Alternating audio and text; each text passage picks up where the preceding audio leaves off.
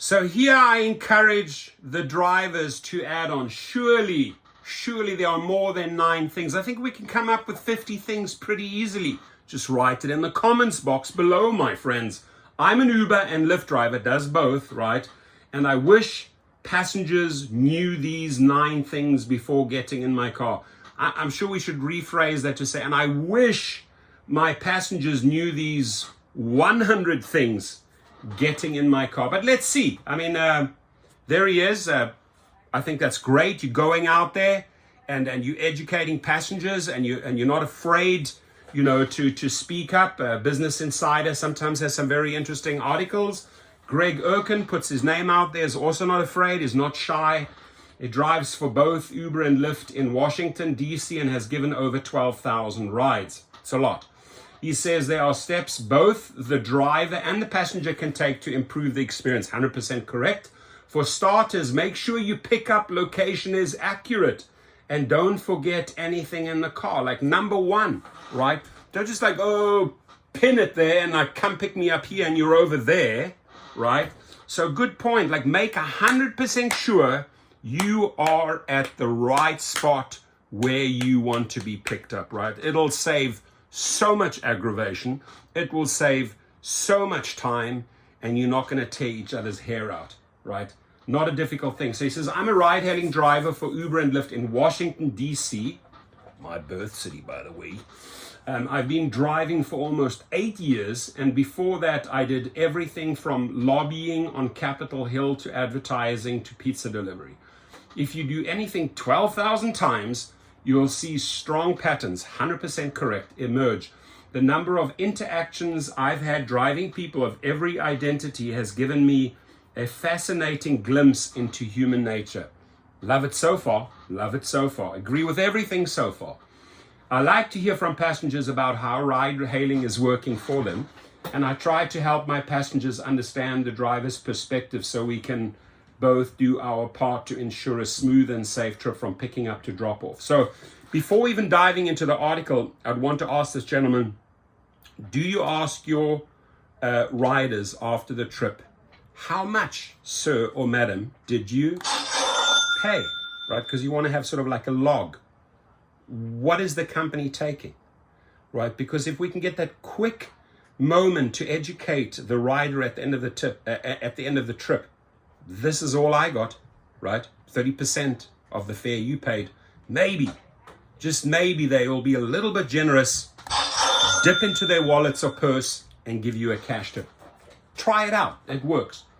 So here are 9 things I wish every passenger knew about issues that your driver faces. The policies and pay discussed here reflect the Washington market as of September.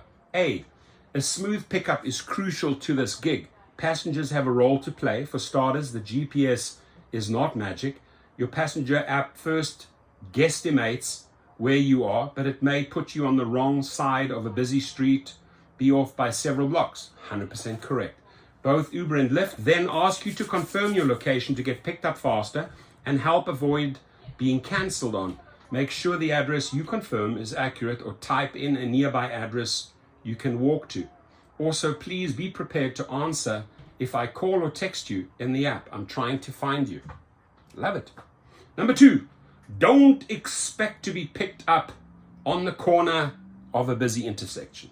Stopping there blocks the traffic and I could get rear-ended. Other cars may pull risky moves to get around me. I like this guy so far.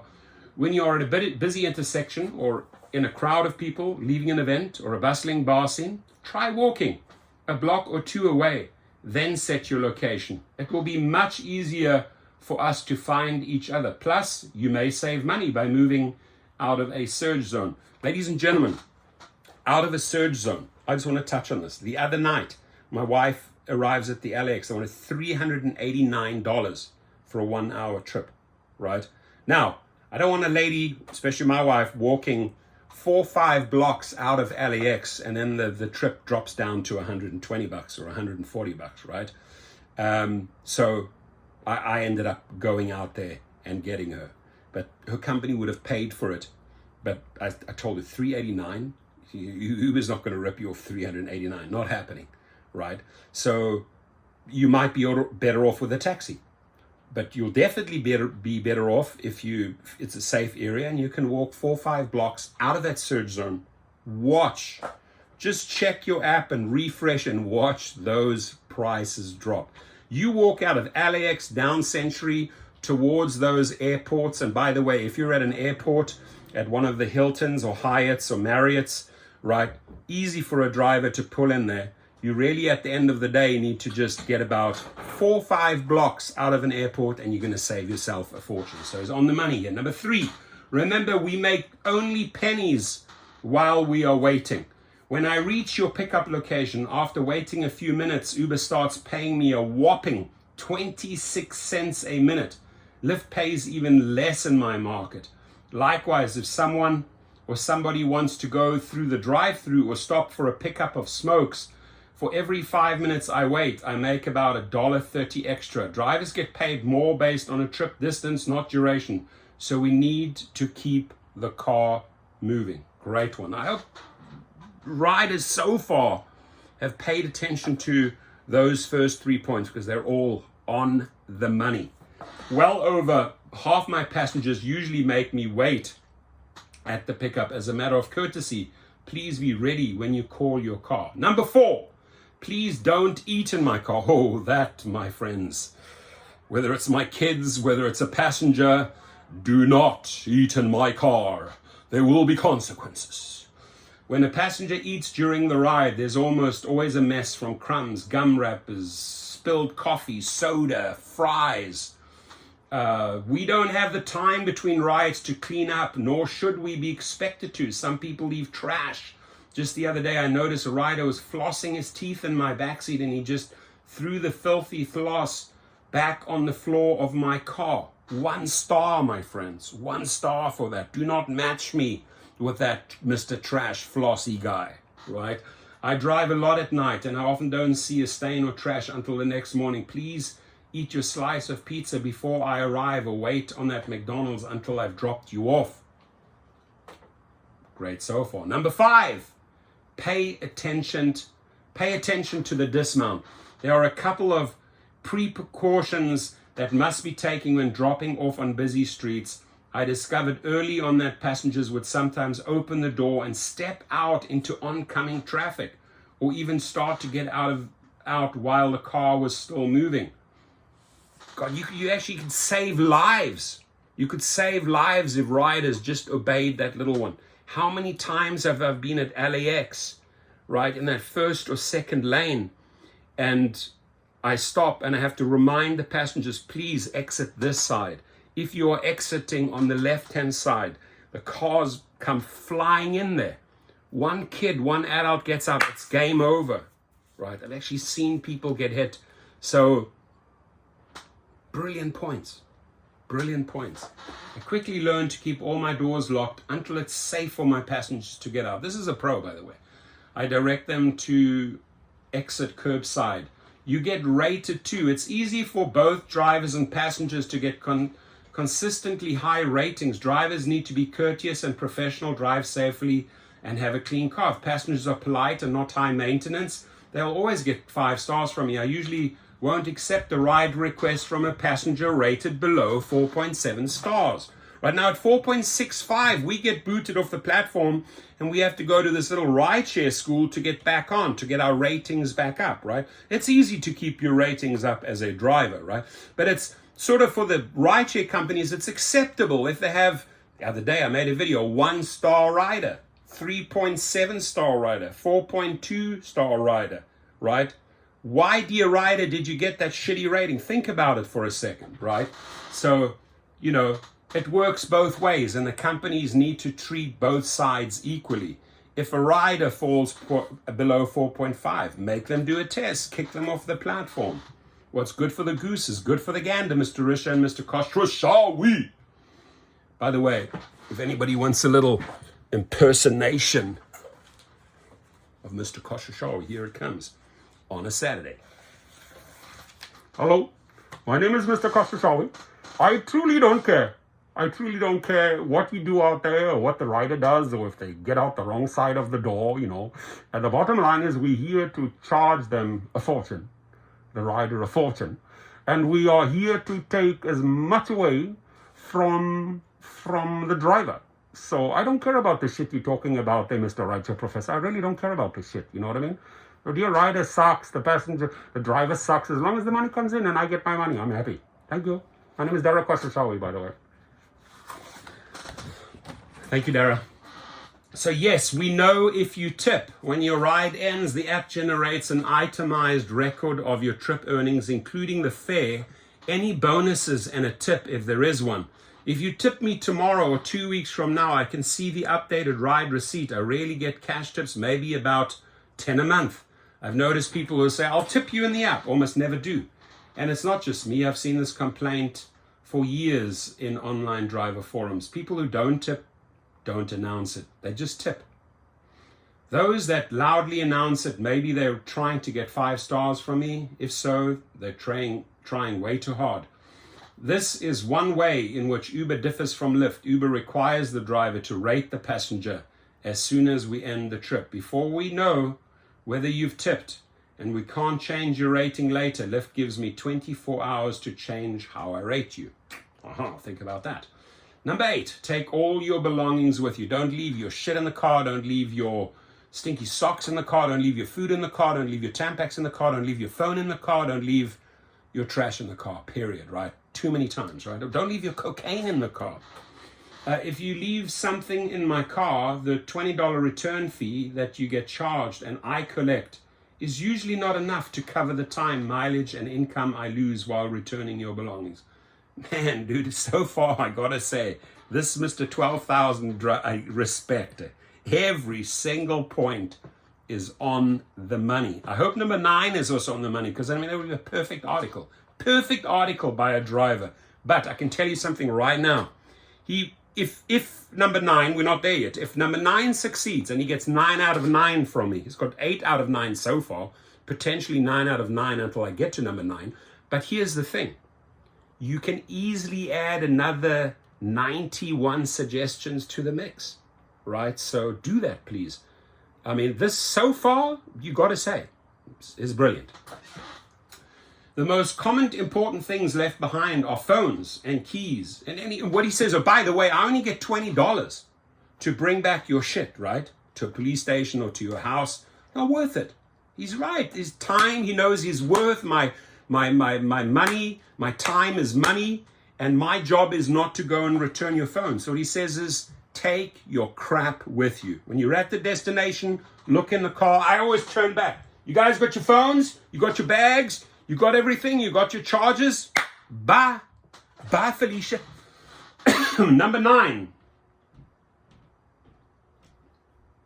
So he says, in my experience, most people who do leave stuff in my car don't tip when I return it. I've all but eliminated this problem by always saying at drop off, thanks folks, have a good night, and make sure you have your phones. That's 100%. I always say that. Number 9, I don't have an app preference. I've been asked whether I like Uber or Lyft better hundreds of times, and my short answer is whichever one is paying me more, right?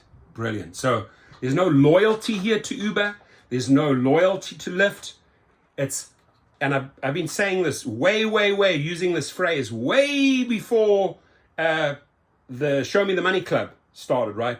But the bottom line is, for years and years, show me the money. Show me the money. Show me the money. And then I'll come. A longer answer involves the fluctuating bonuses these companies use as incentives to increase the supply of drivers to meet the demand. But since these bonuses can come and go with the wind, my allegiance to Uber versus Lyft tends to be equally fickle. I drive 5 to 7 days a week, and lately I've been driving more for Lyft because the bonuses have been better. Following the money. Show me the money. Lyft is showing the money and he's following Lyft. Many passengers have also learned to treat the competing apps like commodities and choose based on price and or pickup time.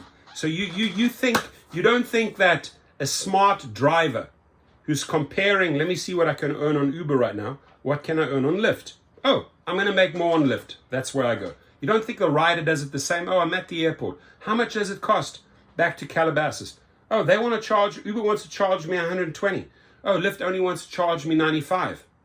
And Lyft is actually faster. I'm going to get in the car faster. Is there any loyalty? Zero. You go based on price. We go based on earnings. They go based on savings.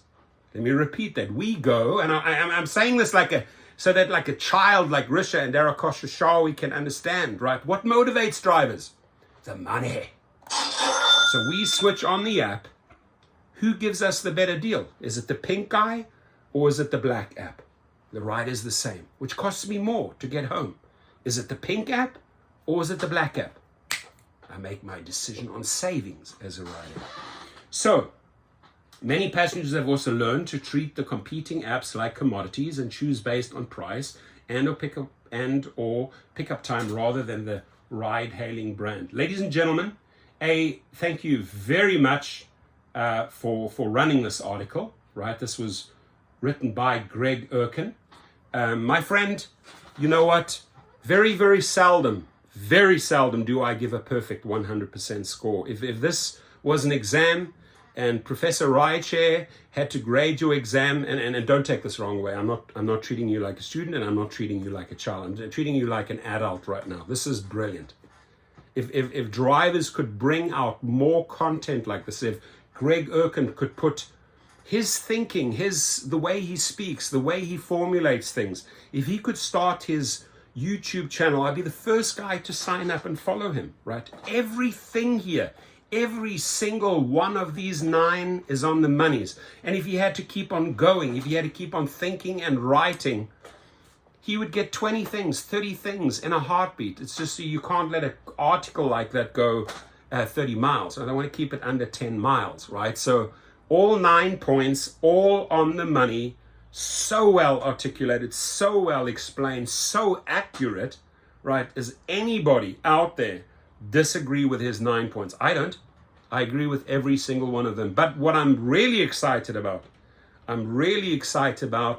is what other points are you going to come up with, right, beyond these 9? So I'm eager to read those, and I do always read. And you know what the cool thing is? They have little stooges. They have little minions at Uber and Lyft that read your comments too.